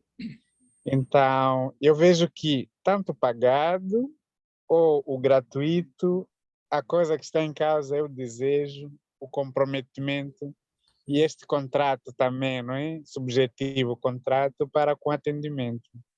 Então, repisar mesmo que quando se paga, estão à espera, naquilo que é o hábito nós cá, quando se paga, está-se à espera de um resultado visível, imediato. A nossa área de saúde mental não dá essa possibilidade de sair com resultado na hora, então é um grande desafio. Não pagam porque vão sair de mãos vazias quando já deixaram um valor, já pagaram alguma coisa. Mais ou menos essa experiência que queria partilhar. Obrigado. Obrigada, Jorge. Mas aqui é muito parecido, Jorge. Muitas vezes as questões de atendimento 100% gratuito passam pela descrença. Ah, mas se é de graça é porque é alguma coisa. Tem um pouco disso aqui também. E esse outro lado que eu acho mais complicado, que é do paguei, eu quero, é o produto. Ah, eu estou pagando, e já passei por isso, assim, uma mãe pagando a análise de um jovem, e aí, óbvio que nas primeiras entrevistas isso ficou evidente, eu procurei outra condução, em que ela dizia, eu estou pagando porque eu quero que ele largue da namorada. Exatamente. Aí, opa, bateu na porta então, errada. E até acrescentando um bocadinho, na área da UTI, eu tenho uma experiência também nos dois sistemas, o gratuito e o privado, que se paga. Nós temos ali o paciente que está em estado crítico na UTI. Na verdade, tudo vai depender da condição dele clínica e daquilo que são possibilidades para a melhoria. Mas aqueles que pagam na clínica privada têm uma exigência na hora de receber, por exemplo, uma informação de insucesso, eles quase que protestam e até gostariam que fossem reembolsados o valor que pagaram, porque tinham pago para realmente que não houvesse insucesso. Então, estamos nesse dilema que é bastante complexo. Obrigada, Jorge. A Selma tinha levantado a mão também, e depois a Sila.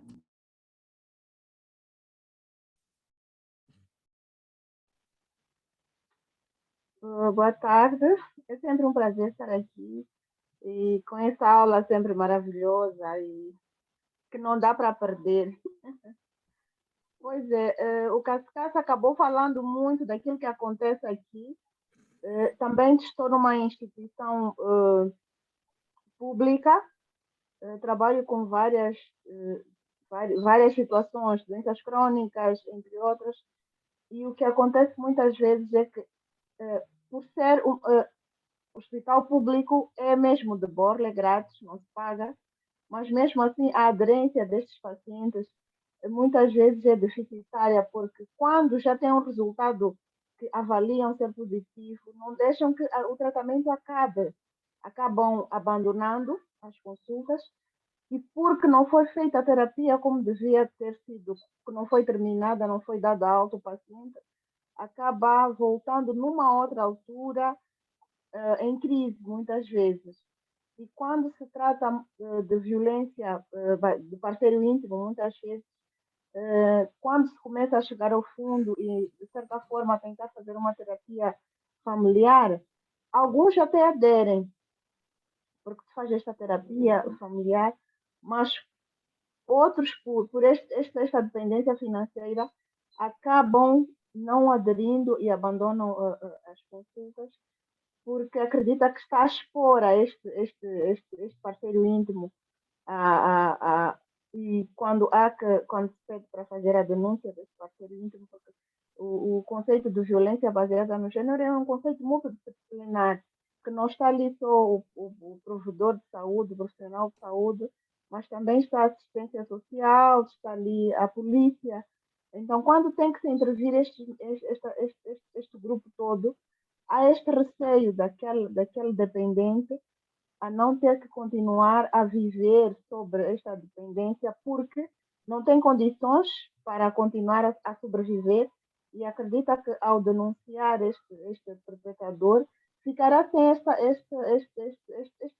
provedor, aquele que traz que provém os alimentos à casa e acaba se refugiando, acaba abandonando as consultas porque será a fonte de tomar uma atitude sobre este violador.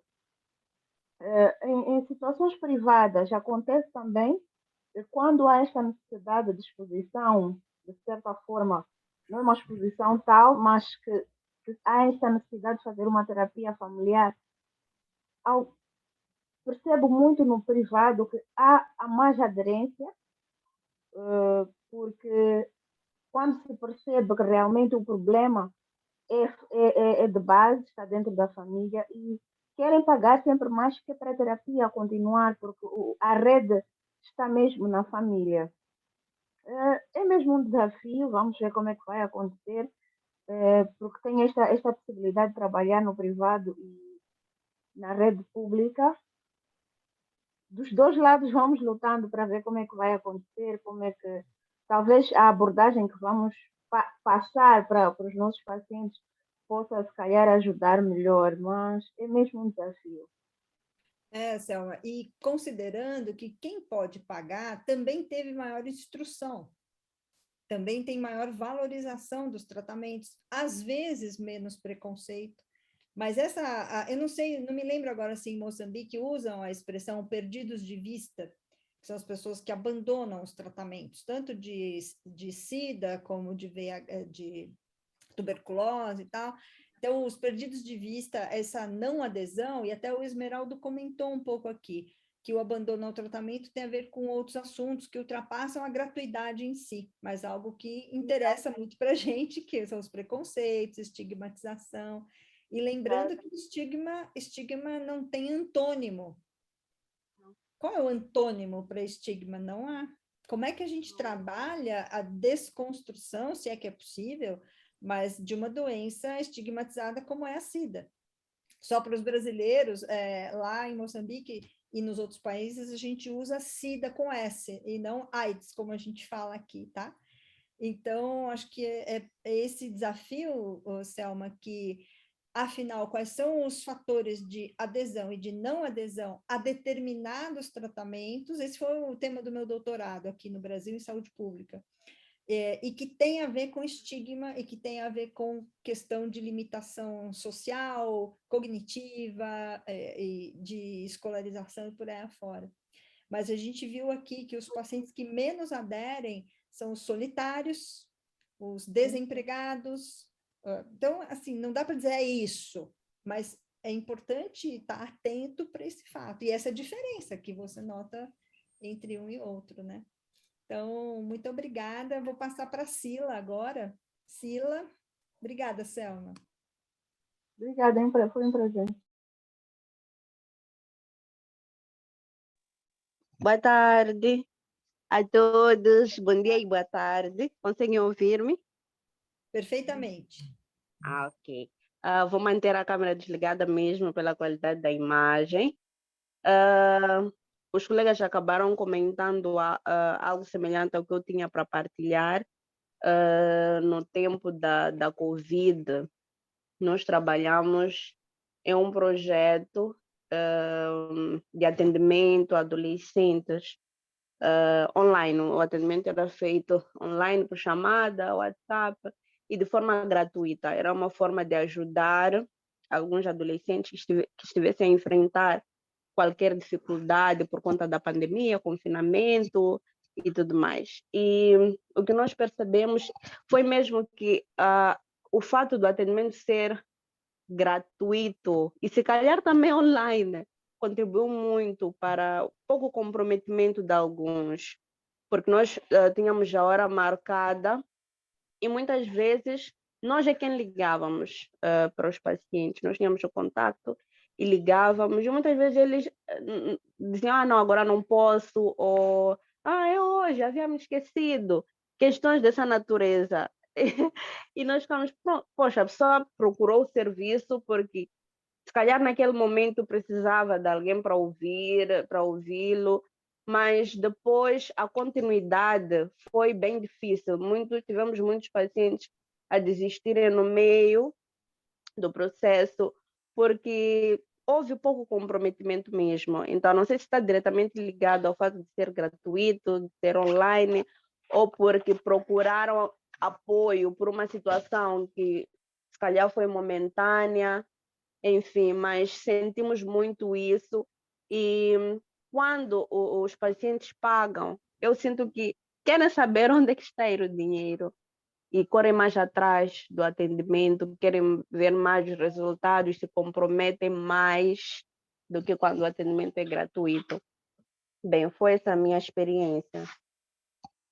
Muito obrigada, Sila. E acho que essa é uma questão mesmo. A gente tem, o Isaías também quer falar, acho que ele vai comentar o que eu ia falar da escrita dele no chat sobre atendimento a universitários. Isaías, pode falar. Sim. Boa tarde a todos, bom dia.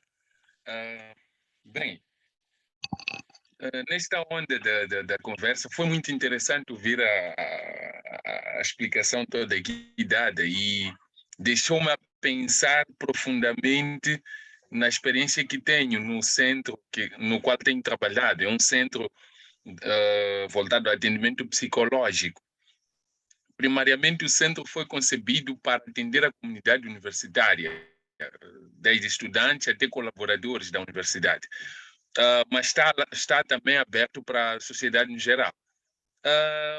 Olhando para a questão dos custos dos serviços, a comunidade universitária paga um preço praticamente simbólico, com uma alta facilidade também para a isenção dos custos em caso de dificuldades financeiras. As pessoas fora, nesse caso os utentes externos da universidade, chegam a pagar um preço comparativamente elevado.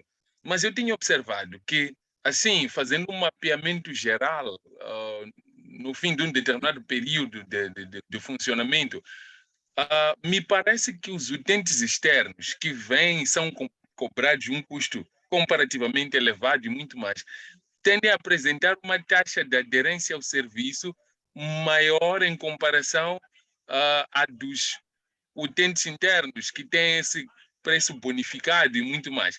Em algum momento, salta esta tentação em pensar na questão do custo como um fator que possa estar a concorrer para que estas pessoas valorizem ou não o serviço do qual se beneficiam. Podem haver outros elementos em jogo, não é? Pode existir vários outros fatores interessantes implicados nisto, seja a própria motivação do utente em relação ao serviço, vamos lá, ainda as atitudes preconceituosas e tal em relação aos serviços de psicologia. Isto pode estar a contar bastante. Nem todos têm uma visão tão otimista e positiva em relação aos serviços de psicologia ou de saúde mental. Mas realmente veio aqui esta impressão que, olha, não, eu acho que há um pedaço de importância que o custo do serviço tem contado para a adesão, não é? O compromisso que esses utentes têm demonstrado em relação ao serviço. E é algo bastante notório, não é? Assim, de forma aberta. Tem um fator, Isaías, que a gente avalia bastante no atendimento em clínicas universitárias, que é o fato de ser um atendimento para comunidades fechadas. Então, se é um estudante de um outro curso que vem e tem uma... A universidade é uma comunidade fechada. E o atendimento nessas comunidades é uma nitroglicerina. A qualquer momento, um vê, o outro vê, não queria que visse. Também é atravessado por esse fator. Então, o atendimento em clínicas escola, na experiência que a gente tem aqui no Brasil, ele é um atendimento que procura direcionar ao máximo os alunos daquela própria universidade para outros atendimentos, em outras clínicas, fazer circular. Então, acho que é mais uma coisa aí para você pensar, Isaías, nesse contexto. O Paulo pediu a palavra e depois a Ercília colocou no chat. Eu não sei se a Ercília não consegue falar, mas seria muito legal se falasse, Ercília. Mas eu vou passar a palavra para o Paulo. Oi, Helena. Eu estava a imitar. Paulo, manda aí, depois eu volto. Boa tarde. Boa tarde, Paulo. Boa tarde. Boa tarde.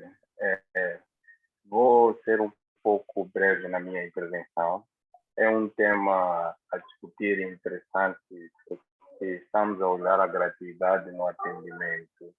Eu queria só trazer alguma experiência em relação ao pagar e não pagar. Eu faço parte de uma organização de caridade e que temos serviços de reabilitação psicomotora, onde envolve outras áreas de intervenção.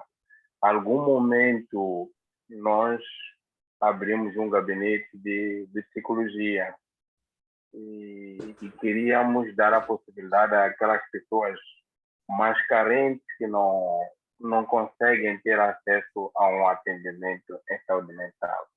E aberto este gabinete, percebemos que ninguém ia lá para o atendimento, ninguém procurava.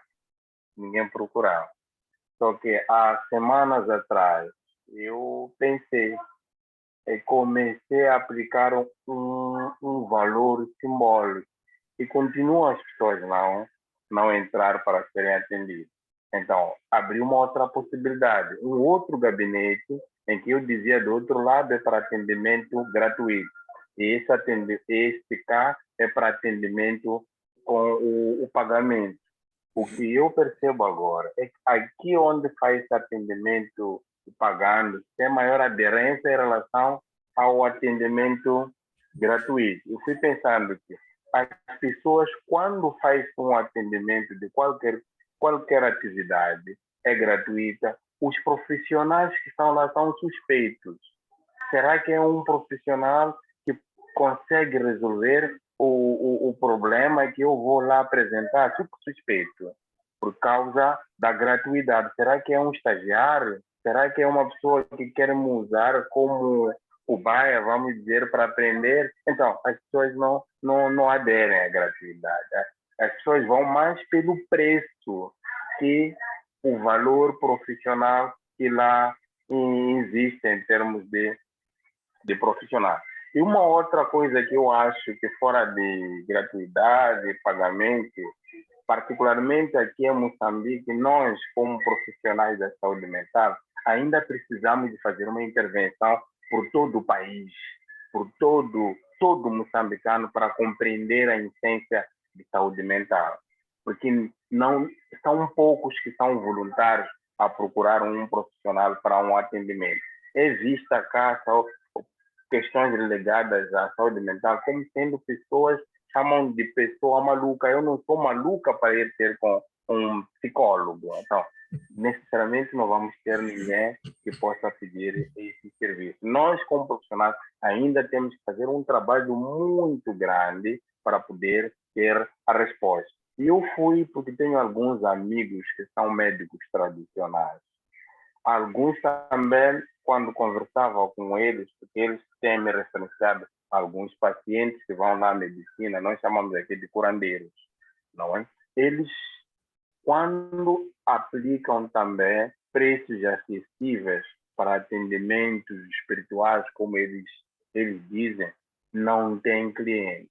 Eles agora adotaram colocarem preços muito altos para serem reconhecidos, porque ele está a aplicar esse preço, significa que ele tem uma visão subjetiva muito grande em relação àquele que quer fazer isso de borla, porque nós cá em África ou em Moçambique, a medicina tradicional, desculpe trazer isso, porque faz parte daquilo que é uma intervenção para melhoramento de saúde mental e a nossa tradição cá. Então, há muito tempo não era gratuito, até o curandeiro que não cobrava diziam que esse é melhor. aquele que não cobrava. Mas em relação à área da saúde mental, essa área científica, essa área profissional, se não cobra, significa que você é suspeito, volto a repetir, você não tem condições para poder resolver os problemas. Então, era mais ou menos essa contribuição que eu queria trazer para o grupo aqui. Muito obrigado pela atenção. Obrigada, Paulo. E quando eu estive em Moçambique, eu trabalhei com a Associação dos Tradicionais. Na época, a coordenadora chamava-se Graça, me ajudou muito, porque o trabalho era fazer uma ponte entre os tradicionais e os médicos ocidentais, sem que fosse um trabalho de convencimento. Ah, eu vou convencer o tradicional a receitar o remédio. Não, mas entender os vínculos, entender a importância que o tradicional tem, e se o tradicional fracassa, como um fracasso familiar. Então, o peso é muito grande. E a gente é muito atento a isso. Tanto que em fevereiro a gente quer muito conhecer tradicionais. Os brasileiros que estão indo querem, e vocês serão essenciais nessa ponte, que tradicionais poderão nos receber, e nessa perspectiva de conhecer. Então, e vamos fechar com a Ercília, que apareceu aí toda querida, Ercília. Oi, gente, saudades. Que venha logo fevereiro. Ai, Já estamos com a Cláudia. mala pronta. O Geraldino foi o primeiro a despachar a bagagem já. Eu vou já receber. Eu vou já receber. Esse, meninos, é o que todos os colegas já falaram. Isto é um bocadinho engraçado, a nossa forma de dizer, é que nós gostamos de pagar pelo tratamento que é nos dado. E a psicologia aqui ainda não tem muita aceitação. Se alguém é encaminhado para o psicólogo e comenta com a outra pessoa, é aquilo que o Paulo estava a dizer, comenta com a outra pessoa, me mandaram ir à psicologia. Dizem que isso é para a pessoa, estás maluco, não estás maluco? Se mandaram ir à psicologia, eu conheço aquele profeta X, eu conheço o curandeiro X, vai lá, isto trata-se ali. Então, há muito esta desacreditação da nossa profissão, da nossa capacidade em ajudar o outro. Os poucos que nos procuram, alguns desistem pelo meio do caminho, alguns conseguem completar as sessões e é um sucesso. Isto traz para nós uma alegria, vangloriza-nos tanto conseguir que com uma conversa, com várias, conseguimos que alguém mude o seu comportamento. Não somos nós sempre dizemos que não sou eu, Ercília, que mudei seu comportamento. Foste tu que mudaste, porque percebeste sozinho que não estavas no caminho certo. Então, como eu escrevi no chat, quando nós começamos na UIM, o gabinete onde o Isaías está a trabalhar, quando começou este atendimento, nós mesmos, como estudantes, começamos a desacreditar um bocadinho. Disse, que será? Eu vou lá, vou conversar com o meu docente e depois como é que ele vai me olhar na sala de aulas? Então, pouco a pouco, tivemos aquela conversa entre nós, os próprios docentes também foram conversando, que não, aquilo que se fala lá fica lá, não tem nada a ver, e vou olhar para si como olho os outros dias, não tem nada a ver. Mas pronto, conseguíamos, eu convidei vários das outras faculdades para irem lá fazer atendimento. Eu não tive, mas levei minha mãe. Minha mãe foi lá muito bem atendida e eu fui pagar. Disseram, não, tu não precisavas pagar. Não, se isto é para pagar, vamos pagar todos. Levei lá minha mãe, graças a Deus ela gostou, foi bom e voltou. Infelizmente, era uma coisa já muito enraizada, então mas pelo menos ela foi em paz e ela falou várias vezes que ela gostou daquele tratamento. E eu espalhei isto para os meus colegas. Minha mãe esteve lá e gostou. Como? Às vezes viam ela entrar na universidade. Tua mãe está aí. Está aí, mas não vem ter comigo. Ela tem lá uma consulta marcada. Então, é a forma que nós tínhamos para ajudar as outras pessoas, porque quando dissesse vai procurar um psicólogo e tivesse que ir ao hospital, tinha na cabeça que não, e se eu vou ao hospital, vou ter lá com o psicólogo, já vou ficar internado lá junto com os malucos. Então, quando temos essa possibilidade, nem que seja sem meticais, alguns vão dizer, por que é tão pouco? Outros dizem, se pelo menos paga-se, vale a pena. Então, tem muito disto, de precificar as coisas, dá uma acreditação. É o que dá a acreditação de qualquer trabalho que aqui é feito. Então, é muito disto que acontece aqui no nosso país. Sim. Dás uma formação, toda hora debora. Não, aquele ali quer aprender conosco, não, só quer aparecer. Nunca é porque quer nos ajudar, contribuindo com o pouco que sabe. Então, é muito destas coisas que todos os colegas já falaram por aqui, e a Helena conhece bem.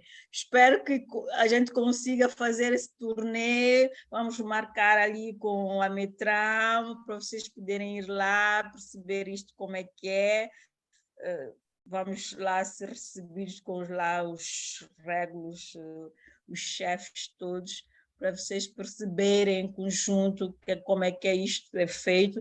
Tem vários tipos, né, de médicos tradicionais. Tem profetas, curandeiros, acredito que devem estar lá todos inscritos, ou a maior parte deles. Então, é muito boa esta relação, porque até o MISAL, que é o Ministério da Saúde, tem tido uma relação muito boa. Sempre que tem um congresso, alguma coisa, querem falar com as pessoas, querem transmitir, mesmo por causa do Covid, tiveram ajuda da Metram, porque a maioria dos moçambicanos só conhece os médicos tradicionais. Então, se eu quiser fazer alguma coisa que é para ajudar aqui o povo e eu me limitar só com o MISAL, não é de atingir a maior parte da população. Tenho mesmo que ter a ajuda destes médicos tradicionais, que é para poder atingir a mais pessoas. Obrigada, gente. Eu que agradeço. Saudades. Saudades. E isso mostra a força do nosso trabalho, porque quando a gente abriu para um curso de psicanálise gratuito, e a gente teve 140 alunos na parte presencial, assim, foi uma prova de uma aposta dos moçambicanos nesta brasileira que ninguém conhecia. E, ao mesmo tempo, apadrinhada pelo professor Geraldino, pelo professor Christian, que agora vocês já conhecem melhor. Mas, na época, era, né, aquela salinha da AEMO, da Associação dos Escritores Moçambicanos, a gente se espremendo lá, e discutindo psicanálise. Então, e tem um outro fator, né, Ercília, que a psicologia aí ainda não é reconhecida. Então, a associação que vocês constituem, da Associação de Psicologia de Moçambique, ela é importantíssima para garantir um mínimo de futuro para a profissão. Então, acho que são vários fatores e essa aliança com os tradicionais é imprescindível. Então, muito obrigada. É por isso que nós sempre intervimos quando há situações aqui que é para aparecermos e para perceberem qual é o nosso foco, qual é o nosso trabalho, como é que nós podemos contribuir aqui na sociedade. Por exemplo, em situações de Covid, nós fizemos muitos atendimentos pelo telefone e no fim, doutora Ercília, quanto é que é? Posso transferir para ele no M-Pesa? Não tenho como pagar. Não, gente, isto é coisa da associação. A associação somos nós também somos moçambicanos. Então, é a maneira de irmos acolhendo uns aos outros. Temos a situação da guerra em Cabo Delgado, quando estava no início, também tivemos aquela intervenção. As pessoas, no fim, desabafavam, choravam no fim, perguntavam, doutora Ercília, quanto é que eu lhe pago? Mas está numa situação de guerra, como é que acha que deve pagar? Quando isto tudo terminar, eu vou lhe mandar milho, eu vou lhe mandar mapira, vou lhe mandar... Quer dizer, eles querem mandar o pouco que eles conseguem produzir como gratificação. Não se sentem em paz sem dar alguma coisa em troca depois de terem recebido este conforto. Muito obrigada, Ercília. Geraldino, você tem que encerrar. Eu estou preocupada com a minha bateria aqui. Se eu sumir é porque acabou a bateria. Geraldino, para dar um tchau. Dando tchau também, estou dando as boas-vindas para o nosso próximo encontro, né? Até lá, quando estiver aí, a gente encerra de vez para falar, tá bom? Mas, por enquanto, estamos ainda ligados. Até lá, fim de ano, ano novo, e vamos ampliar ainda mais esse contato. Eu achei tão legal hoje a participação de tantos moçambicanos. É raro vocês participarem assim, foi muito legal. A gente precisa trocar ideias mesmo, se conhecer melhor, né? Então, até lá, que aí a gente vai poder até abraçar, né? Achei diferente, tá bom? Vai ser muito bom. Quero agradecer a todos. Eu vou pedir para a Cláudia me devolver o anfitrião para eu fechar por aqui. A Vivian Steinberg também faz parte do grupo que está indo para Moçambique, a Regina Vatanucci. A gente está montando aqui um timaço, já estamos em 15 brasileiros e muito entusiasmados com a possibilidade. E agradecer a todos, convidá-los para dia 8 de novembro, a atividade complementar, que vai ser com a irmã da Vivian Steinberg, que é a Denise, ou Débora, Vivian, desculpa. Débora Steinberg. Que escreveu sobre psicose, e a Cláudia e o Paulo Russo estarão coordenando, e depois para a penúltima aula no final de novembro, mas passo a passo. Geraldino, super obrigada a todos daqui e daí, e que a gente continue se enriquecendo e conhecendo, e fazendo essa aposta, né, no nosso desejo aí de psicanalistas. Tchau, gente, obrigada, viu? Chegou o momento mais difícil. Tchau. Maurício, estamos à sua espera aqui. Não vale a pena inventar nada. Tchau. Se vira, né? Se vira, né? Se vira. Ou vem na mala da Helena. Ótima ideia. Tchau, gente. Tchau, obrigada, Geraldino. Imagina.